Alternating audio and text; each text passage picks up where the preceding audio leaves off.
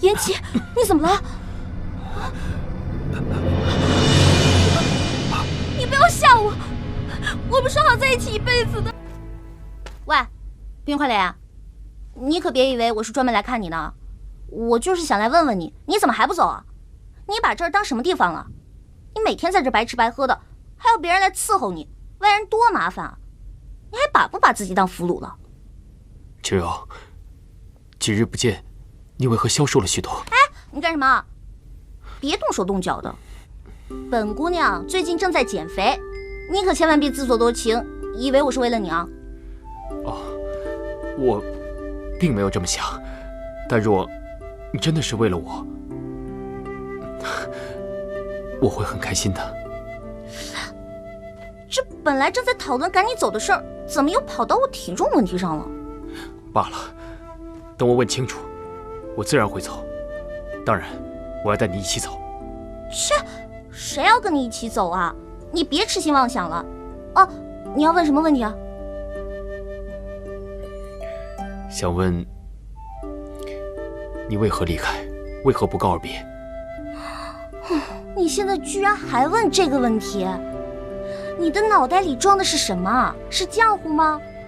你每天怎么管理国家的？你看得懂奏折吗？我为什么走？难道你还不清楚吗？我的意思是什么？你说。哎，是你何时开始移情别恋的？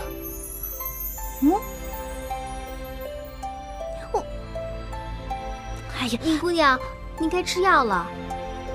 你才该吃药了呢！你全家都该吃药了。本姑娘现在好得很，我现在胃口大开，早上还去爬山。这药我不吃了。姑娘，您就别为难属下了。尊上说，这药不能停。哼！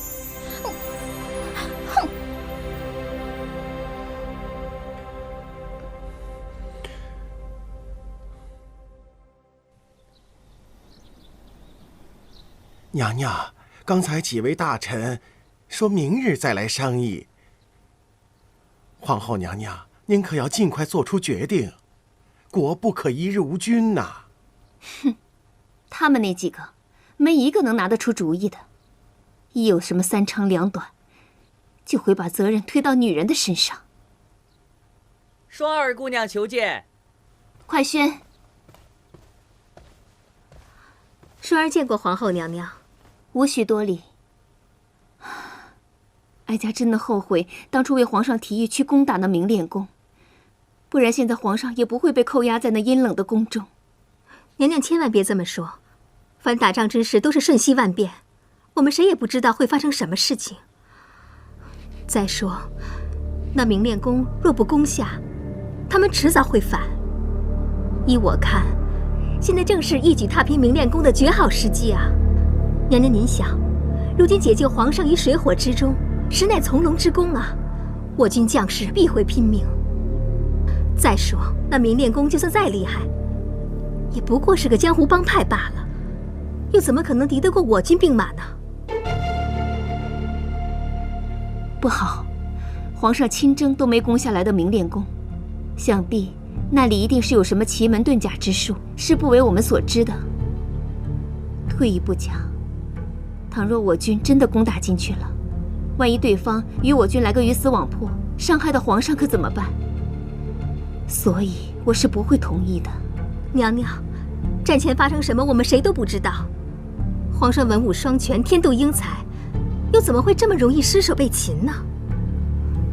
依我看，这说不定就是他欲擒故纵之计。也许皇上此刻正等着我们出兵，好里应外合，一举踏平明炼宫呢。罢了，现在我们没有皇上的任何消息。倘若真的如你所说，那皇上定会派人送书信来的。所以，这根本就不是什么欲擒故纵之计。颜齐现在肯定是有危险，说不定正在被他们拷打。他们这群败类，居然敢伤害皇上，简直就是无法无天。不行，我要去救皇上。娘娘，这你不必多说了，这里也没有你什么事了，退下吧。是。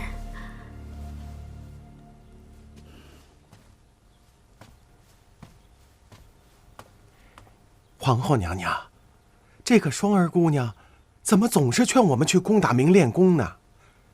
莫非她和他们有什么冤仇？奴才斗胆劝娘娘一句，切不可跟这个双儿姑娘走得太近呐。公公说的极是，我明白，他肯定是有私心的。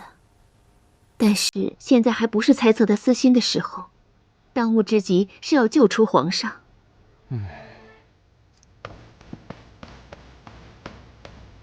参见皇后娘娘。四弟，快快平身。谢娘娘。现在几位阁老都在逼我做决定，如今皇上又不在宫中，四弟便是这宫中唯一的先皇嫡子，所以我还是听四弟说说现在该如何是好吧。娘娘，莫要着急。臣与皇兄都与那独孤园交往多年，此人能隐忍这么多年，想必定会做出对自己有利的抉择。以臣弟看来，皇兄现在应该没有危险。话虽如此，可皇上一日不归，国就一日无君，我也就一日不能安心呐。依我看，不如你我去见一见那独孤园，问他到底有何企图，究竟是求财还是求物？无论怎样，我们都满足他，只求他尽快救出皇上啊！娘娘，莫要操之过急呀。臣弟理解娘娘此刻的心情，其实臣弟和娘娘一样担心皇兄的安危。不如怎样？不如我这就与尹浩一同前往明炼宫，打探一下那独孤园究竟是为了什么，再伺机救出皇兄。您意下如何？这样也好。好，臣弟告退。快去。日落西山红霞飞，战水大坝把银归，把银归。胸前红花映彩霞，愉快的歌声满天飞。谢公子，尊上有请。啊，知道了。愉快的歌声满天飞，咪嗦啦咪嗦，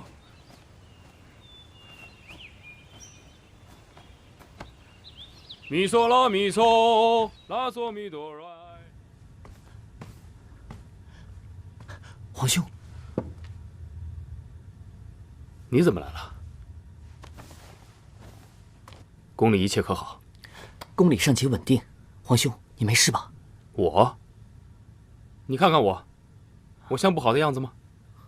我不知道有多高兴。你放心吧，待我处理完这件事情之后，自然就会回去的，是吧，独孤兄？皇兄，娘娘终日挂念于你，还是尽快回宫为好。你若还当我是皇兄，就立刻回去，我自有打算。对了，这个你先拿回去，回到宫里再打开看。皇兄，此乃皇命。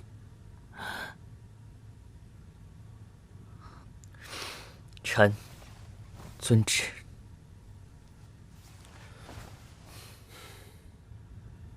独孤园，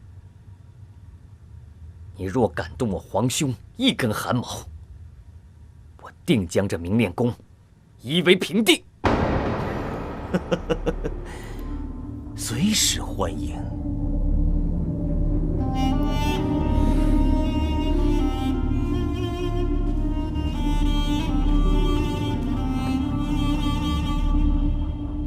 你不用浪费心思了，我是不会走的。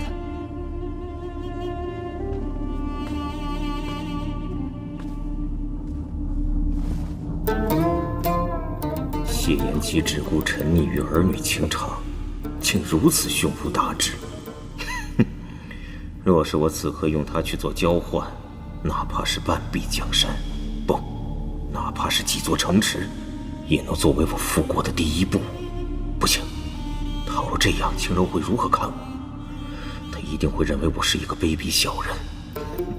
也罢，我若如此儿女情长，和他谢延期有什么区别？历史从来都是给赢家书写的。若我真能复国，谁会在意我手段卑鄙？皇上说什么了？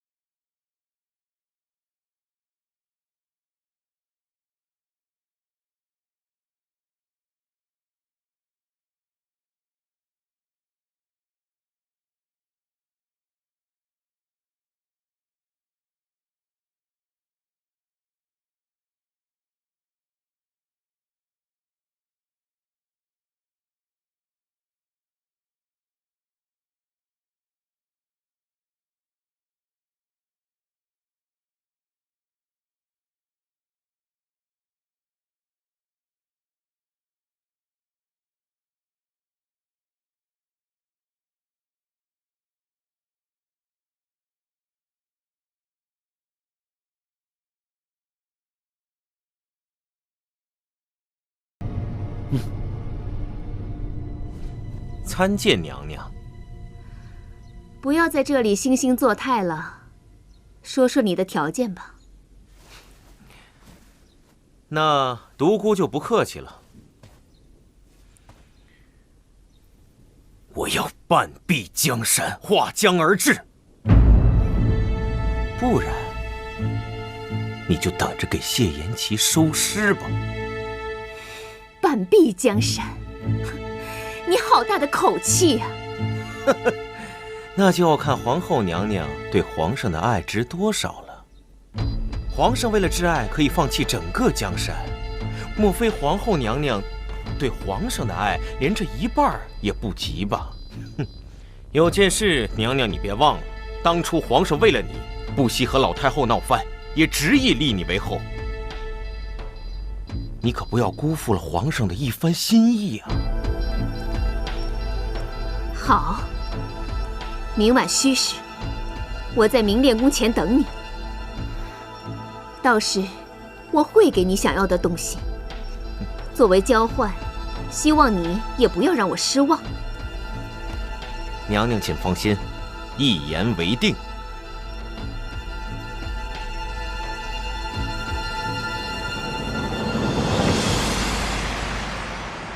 谢延期，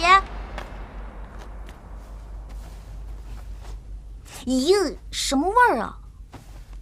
青柔，青柔，你来了。我就知道你还惦记我。你别自作多情，我就是来看看你死没死。青柔，我们不要再争吵了好吗？你想知道的一切我都会告诉你。况且，我已经把退位诏书给了四弟，从此我不想再当这个皇上了。为什么呀？那可是皇位啊！你怎么能说不要就不要了呢？你可别说是因为我。若我退位之后，就不会再有人说什么了，人们很快便会把我忘记。相信四弟会是一个好皇上。青柔，之前是我谢延期亏欠你的，你若肯嫁给我，我会用我一生的时间去还你的债。从此以后，你的衣食住行，我必鞍前马后效劳。你若不开心，也可向我撒气，我的一切都可以是你的。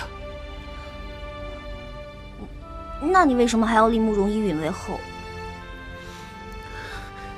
当时是我听信了奸人的谗言，信了那孔双双的话，以为你心里喜欢的是独孤元，以为你只是利用我的地位去谋取你的利益。况且，孔双双说看见你和独孤元海誓山盟，还说得有凭有据，也容不得我不相信。天哪，你连孔双双的话你都信，你还有没有智商啊？可是你想，你想利用我进入宗祠一事，是真的吗？是又怎样？好，静柔，我想明白了。就算你是为了进入宗祠而利用我，我也认了。只是我想知道，我和独孤远，你选择谁？谢延琪，你到现在还问这个问题，你真是个木头。去。那日，我来明炼宫找你，见你手上戴着独孤远传家的手镯，我还以为什么传家手镯？它什么来历我不知道，他只是告诉我这是治病的药镯。你也知道，我从宫里逃出来的时候，我生了一场大病。对不起，是我害了你。哎，算了，都过去了。我现在不是恢复的好好的吗？我以前听过一句话，说感情里最忌讳的，就是彼此幻想着对方的未来，但却总惦记着对方的过去。是我当初不够相信你，你也不够相信我。静柔，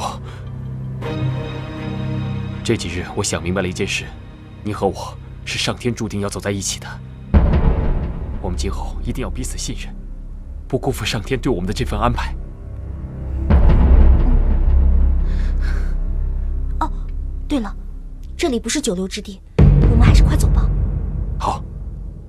青柔，你为什么会在这儿？我是看他干活干得怎么样，看来干得还不错，活蹦乱跳的，比兔子还欢实。看也看完了，你还留在这干什么？你出去吧，我要备膳了。不用备膳，我已经让下人准备好了，一定不会比你御膳房的差。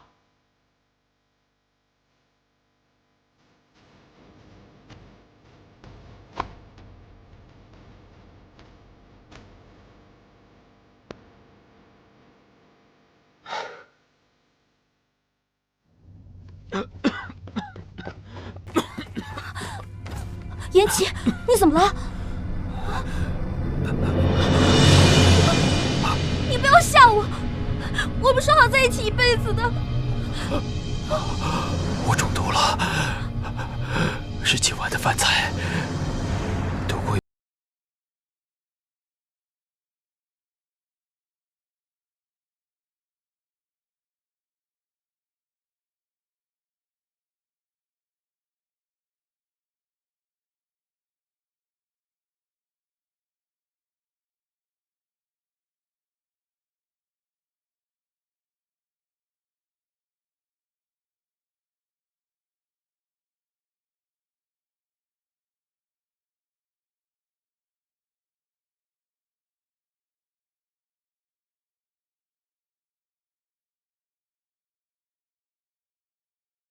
就被寄予厚望，而我也努力了那么多年，哪怕有一点小小的进展，我都会非常高兴。可是复国这个梦想实在太艰难了，我可能一辈子都不会实现。想想那些跟随我们多年的家族四世们，你知道我当初为了你放弃这一切的时候有多痛苦吗？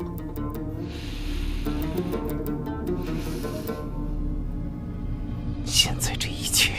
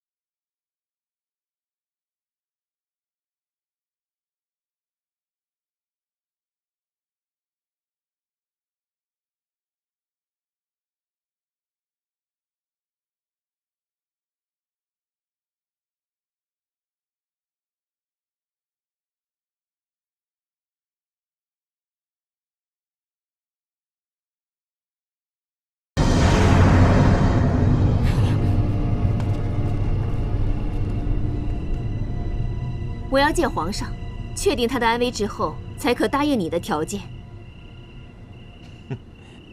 把谢延琪带出来。是。皇上，依云，你怎么了？依云，你怎么来了？娘娘别急，她只是中毒而已。什么？独孤远，我们的约定可不包括你能伤害皇上。娘娘息怒，此一时彼一时。我若不是用毒拖住皇上，他早已与这位尹姑娘双宿双飞了。你应该感谢我才对。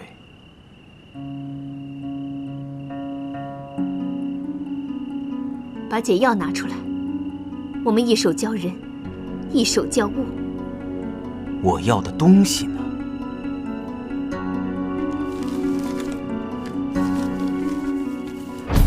你拿到它后，我们便划江而治。江河以南的半壁山河都是你独孤园的了。你想定什么国号，随你便是。依云，此事万万不可！你若这样做，我在九泉之下，如何面对列祖列宗？你作为我朝的皇后，你也会变成千古罪人的。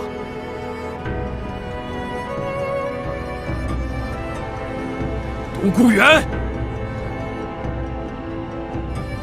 你要还算个男人，就真刀真枪与我来战！搞这种卑鄙手段，你就算复国成功，也会一辈子被世人耻笑的。耻笑？世人只会记住成功者，永远不会记住失败者。是，我这次的确是很卑鄙。可那又怎么样？难道当年你们打下我们江山的时候，又有多光彩不成？独孤远，快放了谢延启！你，芷柔，放下刀！你要是不放了他，我现在就死给你看！芷柔，芷柔，芷柔，放下刀！芷柔，你。芷柔，把刀放下！放了他！把刀放下，芷柔！芷柔！芷柔，把刀放下！快！芷柔！芷柔！解药！解药！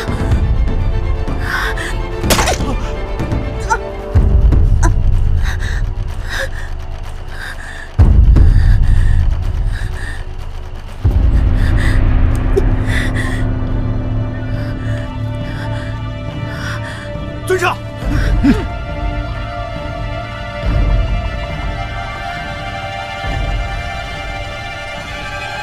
地龙翻身，众爱卿也都知道了吧？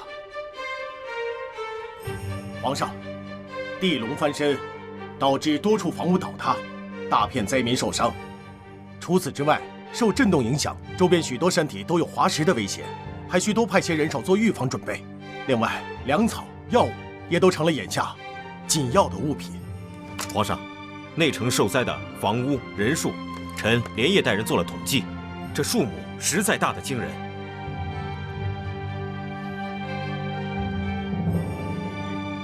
户部尚书何在？臣在。国库之中还有多少银两可供调用？启禀皇上，国库虽不致空虚，但边关军队饷银发放在即，西北也有旱情，臣也颇为踌躇。命皇宫上下除太后以外，其他所有开销通通减半。若有商贾愿意低于市价出售粮食，那朕就不妨送他一副半丈长的锦服，以表荣耀。这商贾之中捐款捐物前3者，朕要设宴御花园，亲自召见他们，给他们一次面圣的机会。众爱卿，意下如何？皇上圣明。青柔，你的方法果然好。既然我都起了表率作用，他们还怎么好意思不捐些钱财出来呢？那是当然，而且这次还有皇上亲自接见呢，多大的荣耀啊！这样也也就差不多了。什么赈灾晚会之类的，怕是那些老头一时也难以接受。这阿广也不在了，也没人陪我胡闹，我好可怜。不行不行，做正事，严肃点。虽说这次能够平安归来，朕是借了地龙翻身的机会，但能把这灾后重建的事情处理得如此有条不紊，还是离不开你的帮助啊。兄台客气了。傻丫头。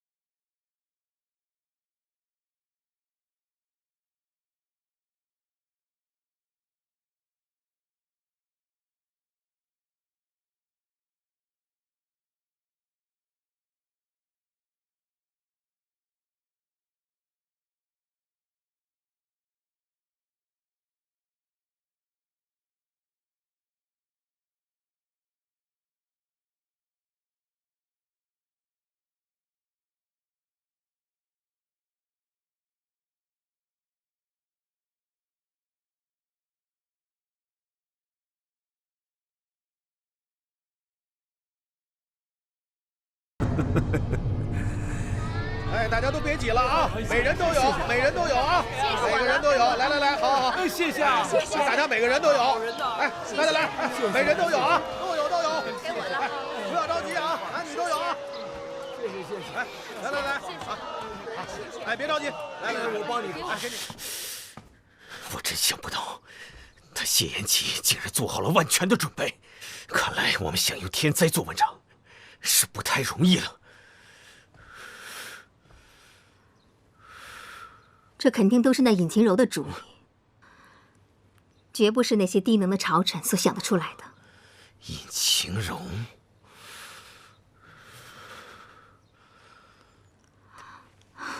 当下虽然他们可以不在乎谣言，但他们总不能不在乎谢延齐的性命吧？要我看来，紧要关头，那半颗解药就是我们最后的救命稻草。没错，容我再想想其他的办法。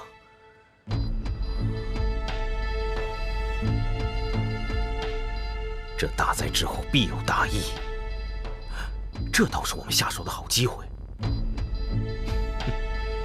至于这半颗解药，那是我最后的筹码。不到万不得已，我是不会轻易使用的。那谢延齐乃95之尊，难道他就不能利用职权，调动天下名医，在1年内配出这解药吗？哼！就算他能集天下名医，调天下资源，那又怎么样？恐怕他没这个时间了。这其中几味药，几十年一开花一结果。就算名医等得起，他谢延齐也等不起了。哼！如今全天下能救他性命的，哼，只有我这半颗解药。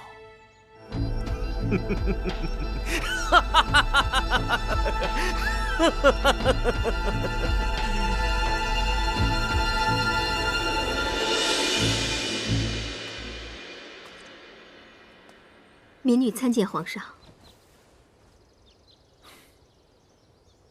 你的胆量倒真的不小，竟然还敢进宫。我来是想跟皇上谈一笔买卖。买卖？想必皇上也知道，你们所得到的不过是那半颗解药，而另外半颗在独孤远手中。自从地龙翻身以后，他独孤园的人力财力都已损失大半，如今也只相信我一个人，所以也只有我才能偷出那解药来。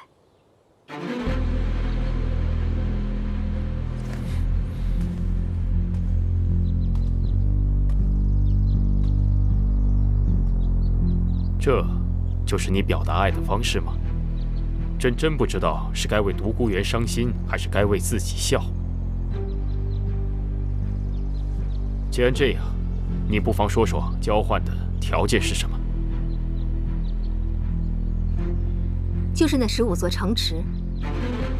区区15座城池，对于皇上的性命来说，只不过是9牛1毛。他独孤园想要复国多年，已成魔咒。明炼宫就是他唯一的退路。可如今这明炼宫已经损毁大半，他所受的打击也不小。皇上，如果这时你给他几座城池，让他过一过土皇上的瘾，皇上的性命已经能保住了，而且还能和晴柔双宿双飞，岂不是两全其美吗？真是异想天开，这半壁江山竟变为15座城池了。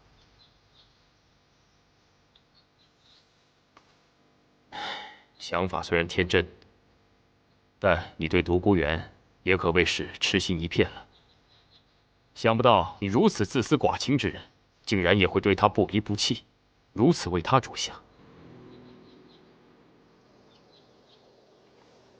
不过妙手难医命中之人，佛陀难渡无缘众生。朕若命不该绝，自会化险为夷；而你们若是真有缘，他迟早有一天会明白你的心意，所以你的这个要求，朕是不会答应的。你走吧。皇上，皇上难道连自己的性命也不顾了吗？朕的性命，朕自己会想办法。不过，朕看你倒也是个可怜之人，会一直以为得不到的东西是美好的。可你对独孤园毕竟了解太少。莫怪朕的提醒，当有一日，你有足够的时间与他相处了解之后，你或许会发现，他并没有你想象中的那么美好。朕最后还是要奉劝你一句，好自为之吧。皇上，皇上，请您考虑考虑。皇上，走，皇上，快走，皇上。皇上，近日城郊多地突发疫情，得病者浑身发热，并伴有伤风的症状。轻者需要卧床静养，重者则性命堪忧啊！此病传染特别迅速，一人得病传染一户，一户得病传染一村呐！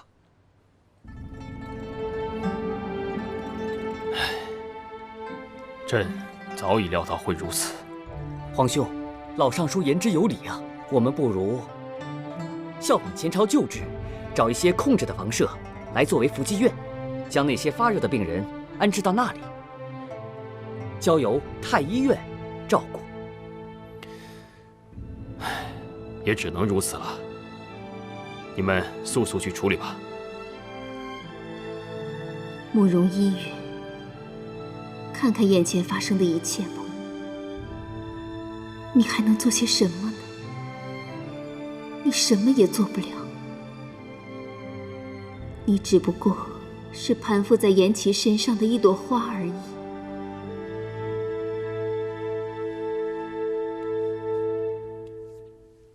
来人呐！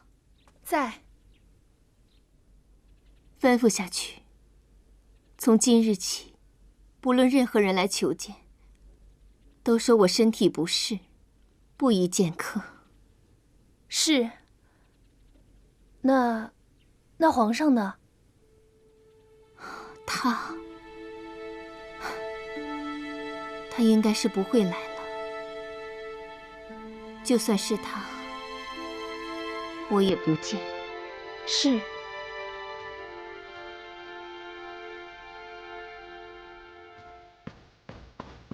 皇兄，何事如此匆忙？坊间出现了一件事情，我觉得尽快禀报你才是。讲。数日前，坊间出现了一群奇怪的道人，他们替那些患发热症死去的病人在家里开坛做法，送去符水，并且还不收钱。他们说什么万物皆为生灵，说他们这么做是为了行善积德。臣弟觉得此事蹊跷，所以前来禀报。送去的不是急需品，而是几碗符水，而且还不收银两。正是，这件事臣弟也觉得奇怪。他们那些道士嘴上虽然说不收钱财，但是那些百姓白白得到了好处，哪有不付出的？他们当中就有钱的出钱，没钱的就到处宣扬功德。虽然说现在这些道士还没有什么大的动静，但是已经颇得人心了。我担心以后会有人从中钻空子。只凭几个道士、几碗符水，就能蛊惑人心，真是可笑啊！愚民啊，愚民！青瑶，你说什么呢？没什么，我最近呢也是听到了一些风声，说他们组织集会什么的，会上呢倒是没说什么反对朝廷的话，也就是祈福传教罢了。但是你也知道，最近事态不太好，又发生了灾祸，人心难免会有所浮动，所以百姓就被他们借机蒙蔽喽。这也正是臣弟担心的地方。他们抹黑朝廷功绩是小事，但是以后成为老百姓心中的依靠，那就是大事。将来必定会蛊惑百姓，并大做文章。倘若此时把他们抓了起来，老百姓心中又肯定不满。真是棘手啊！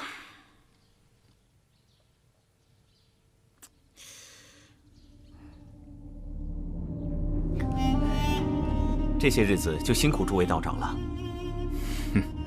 为国分忧，为民祈福，我们只是替天行道而已，何谈辛苦啊？道长大仁大义，在下很是佩服。这是在下的心意，还望道长收下。以后独孤就仰仗道长了。哎呀，独孤公子，您太客气了，那我就收下了。这几日还望几位道长再辛苦一下。好说好说，那我就先告辞了。告辞。慢走。谢延齐，这次我看你还有什么对策？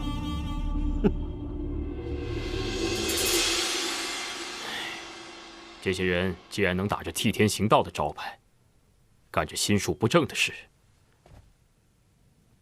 那就休怪朕不客气了。我倒要看看，这老天到底是不是他们的亲爹娘。四弟，传我的旨意下去，将这些道士们都分散开，分别安置在我们的福济院中，让他们去施法祈福，每日与病患们同吃同住，让这些病患们也感受一下天恩浩荡。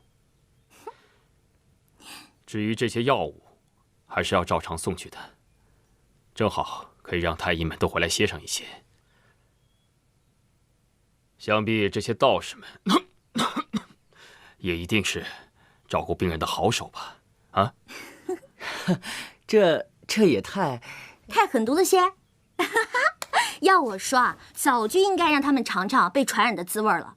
谁让他们总欺骗那些善良的老百姓们？冰块脸，不得不说，你此计呢，虽然有些腹黑，但确实称得上是有勇有谋啊。而且啊，你只要用心，肯定会是一个好皇上的。今日一计，实在是够！那是当然。哎，冰块脸，冰块脸，冰块脸，你别吓我！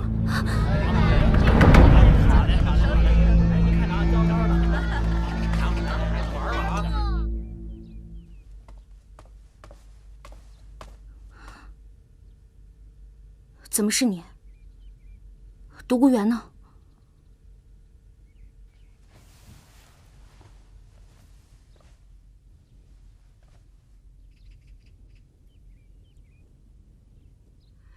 你来找独孤园，为什么？我本来不想跟你说什么的，可到了现在，我也不怕说给你听。贤齐的毒已经毒发多次了，太医说只会越来越严重，接下来就是大器将至。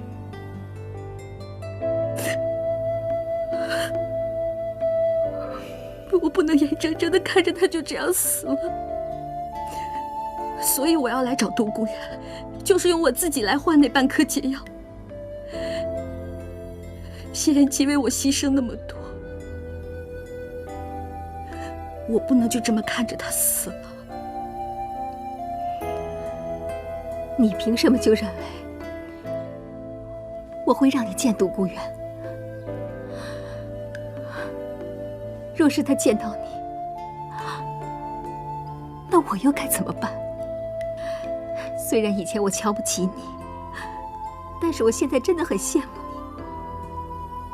你。这个世界上还有什么事情比你爱的人能回应你的喜欢更让人幸福的？在那个世界，我是赢家。在这个世界，我是彻头彻尾的输家。易清柔，最后还是你赢了。双双，我从来都没有这么想过。虽然我不喜欢你，包括到现在我都对你喜欢不起来。但是喜欢一个人没有错，你对不起很多人，但你对得起独孤园，对得起你自己的心。你也欺骗过很多人，但你从来没有欺骗过自己的内心。双双，经历了这么多，你依然对他不离不弃。你真的让我对你刮目相看。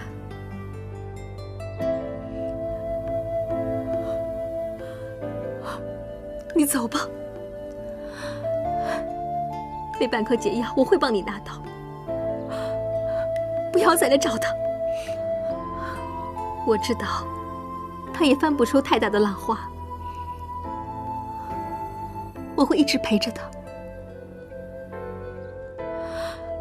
相信有一天，他能看到我为他所做的一切。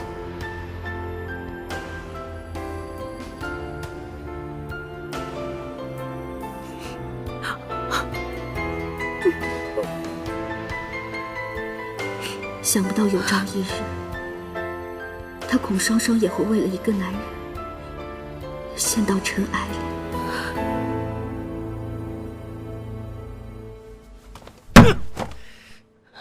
贪生怕死的牛鼻子，收了我那么多的银两，就把事情办成这样，为什么？为什么啊？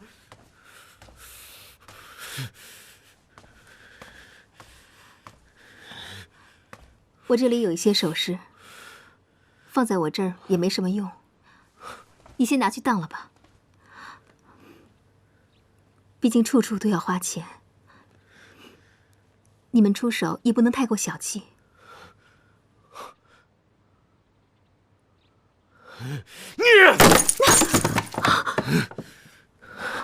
我独孤远什么时候要靠一个女人典当首饰来过日子啊？滚！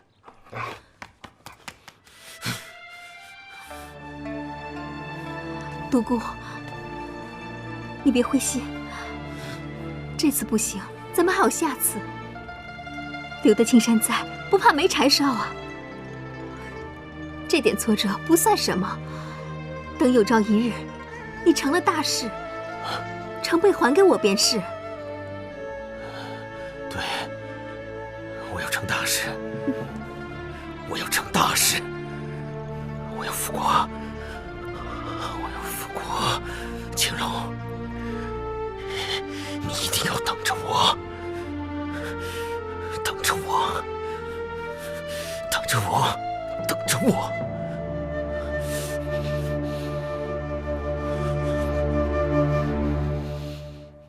伏击院，然后躲一段时间避避风头，韬光养晦一段时间过后，再做行动。尊上以为如何？我也不是没有想过，但是公然放火反而会引起民愤，对我们以后行事更为不利。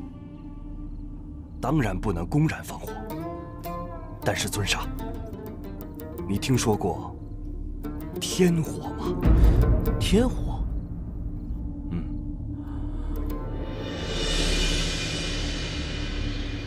恢复的不错，回去好好调养调养。谢谢啊。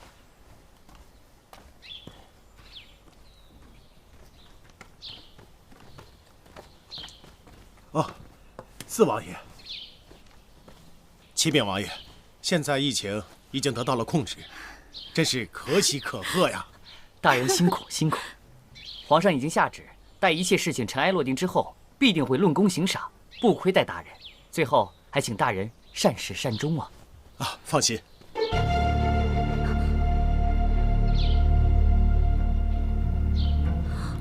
哎，我还有事，我先走了。什么事？放心吧，我先走了。哎，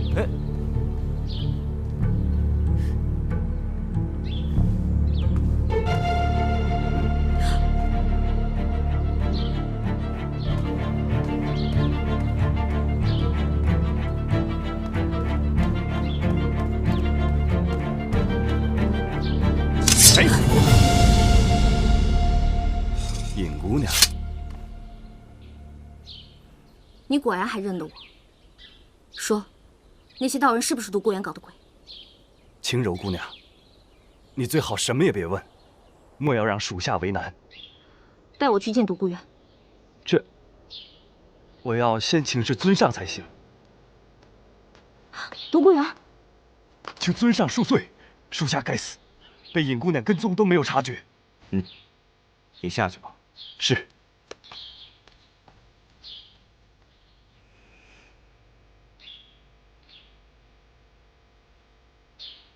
跟我来吧。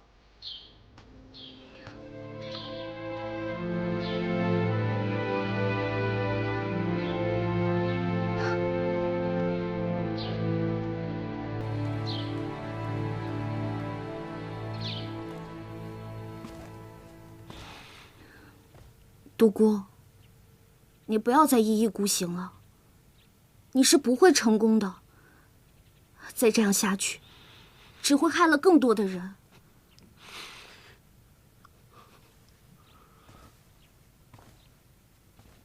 你怎么认定我就不会成功？你跟着谢延琪，不就是因为他是皇帝吗？如果我是皇帝，你也会跟着我的，对不对？放开，独孤，这和是不是皇帝没有关系。我喜欢他，因为他就是他。我不爱你，也因为你就是你。独孤，你变了。我记得以前的你，不是这样的。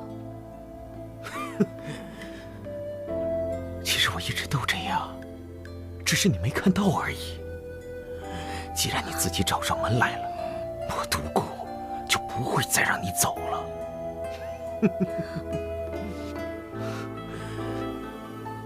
青柔，你留下来好吗？只要你留下来，我答应你把解药给谢安琪。独孤，就在前几天，我还想过要用我自己来换那半颗解药，但我现在想通了，我不会再找你要解药了。1年之内，若是天下名医找到解救之法，那自然是皆大欢喜；若是找不到，我就和他一起去死。反正我已经活了2辈子了，不亏。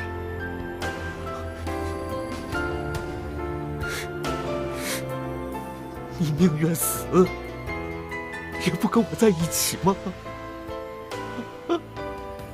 为什么？我对你那么好，为什么全天下都站在他那边，连老天都是？独孤，你不要被复国这个虚无缥缈的念头而蒙蔽了双眼了。等你清醒了以后，你会发现，真正对你好的人，时刻都在你身边。你眼前也有一片美丽的海，只是你从来都不曾看到。不是的，不是的！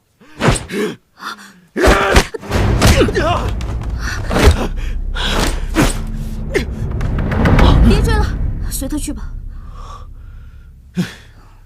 你们怎么过来了？还不是因为你乱跑，四王爷放心不下，我们就一起找来了。晴柔，你以后不能再这样了，你要走丢了，三哥非掐死我不可。好了，知道了。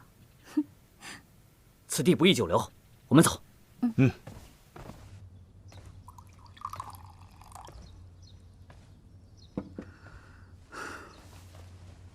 民女参见皇后娘娘。免礼。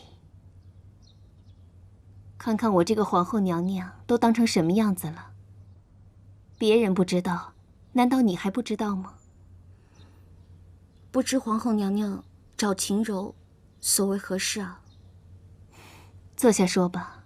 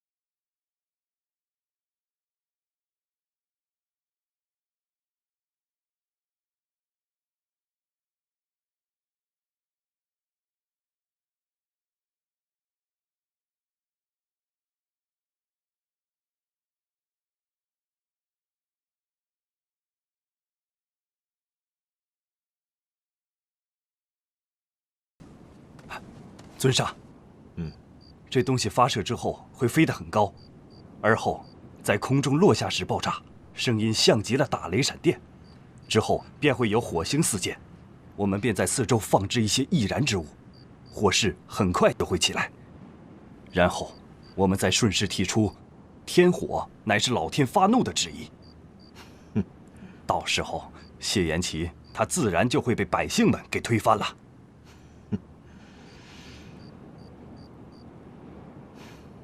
跟着我，辛苦你们了。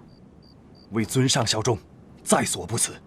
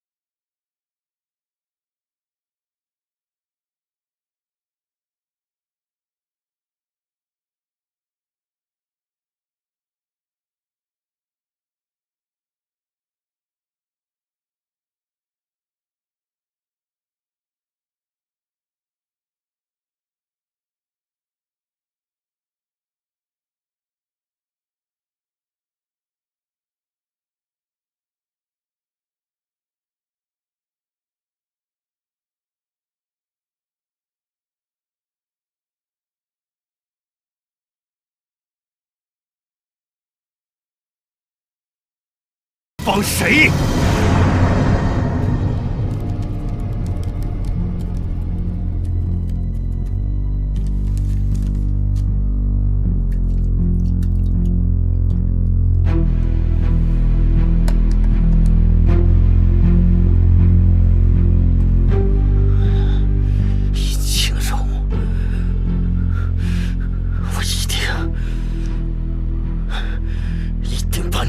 回来！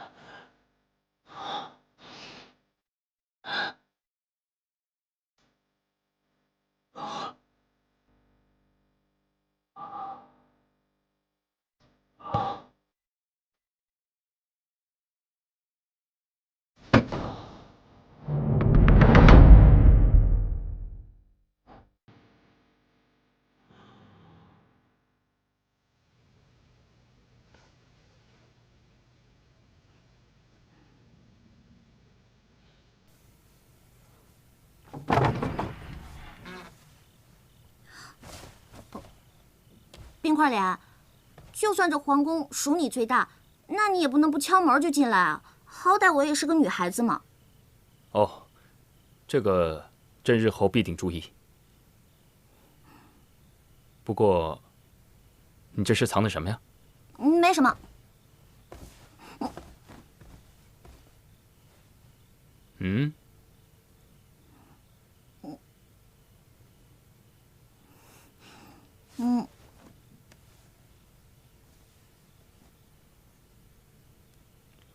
这是鸳鸯。其实呢，我想绣的是天鹅，但宫里没有教绣天鹅的，我只能绣鸳鸯了。你们都说鸳鸯是象征爱情的鸟，其实才不是呢。一只鸳鸯死了，另一只鸳鸯就立刻去找下一只鸳鸯了。唉，只有天鹅才是一辈子只认准一个爱人的鸟呢。如此说来，青柔，我更愿意与你做一对鸳鸯。如果我真的去了，住口！不许胡说！我要你做我的白白胖胖的大天鹅。来，刚才我听闻四弟和尹浩说，你去找独孤园了。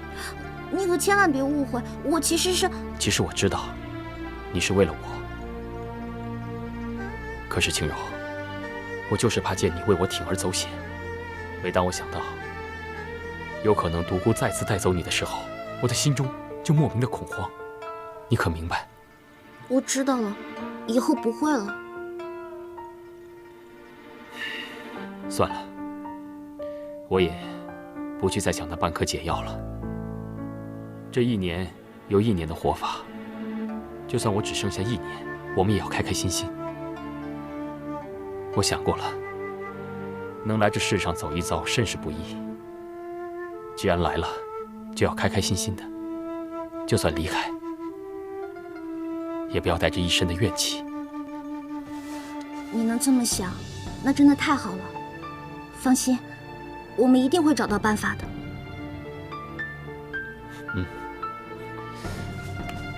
还有一事，不知当问不当问？你既然都说出口了，就问吧。听下人说，慕容找过你。哎，你可千万别多想，他没说什么的。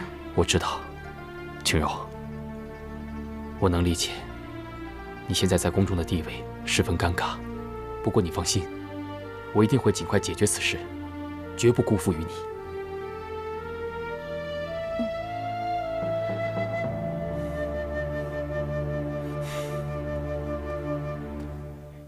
启禀皇上，皇后娘娘求见。知道了，青柔，我这就去与他好好谈谈。哎，别，我先出去走走吧。不必。哎呀，你太不了解女人了，有我在，她很多话不方便跟你说的。我刚好出去透透气。邱公公，那你跟着吧。走。哎呀，我就当您是我爷爷，咱俩遛弯去。哎呦，这使不得呀！呀，走了。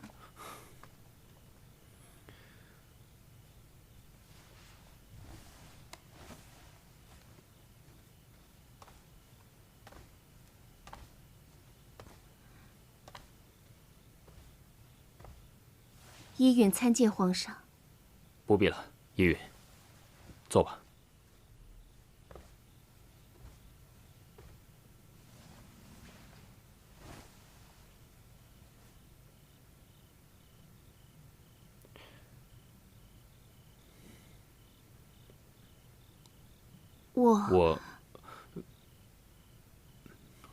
你先说吧。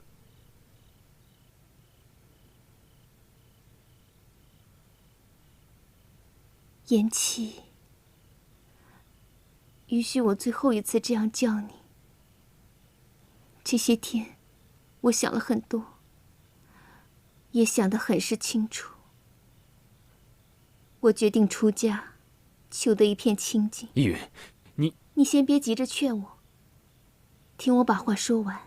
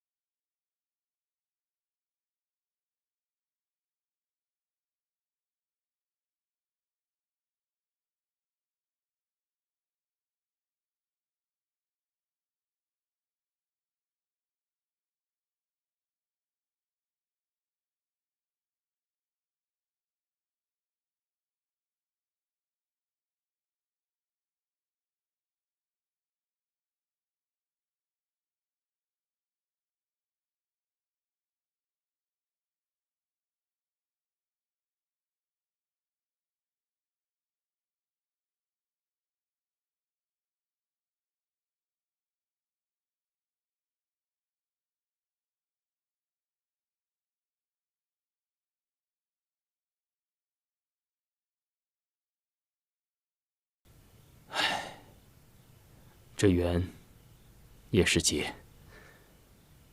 你我二人虽说有缘，可更是我们必须要度过的劫难。就当作是一场梦吧。梦醒过后，一切依旧。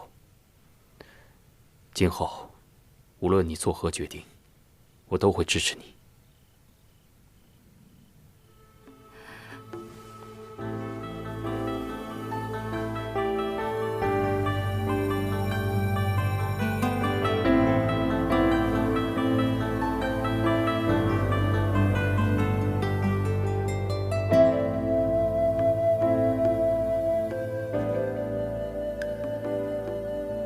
踏出这道门，你我便咫尺天涯。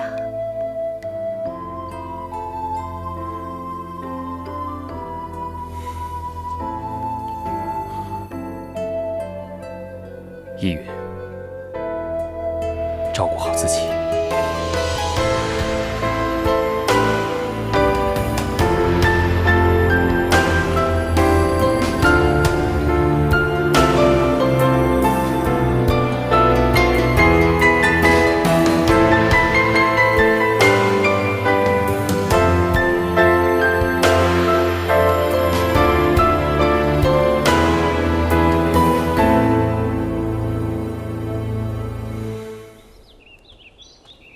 青柔，青柔，独孤元像发疯一样，他现在带人占领了乐天斋，还绑了周大同，现在还说用你去交换，怎么回事？我们快过去吧。青柔，去了千万别出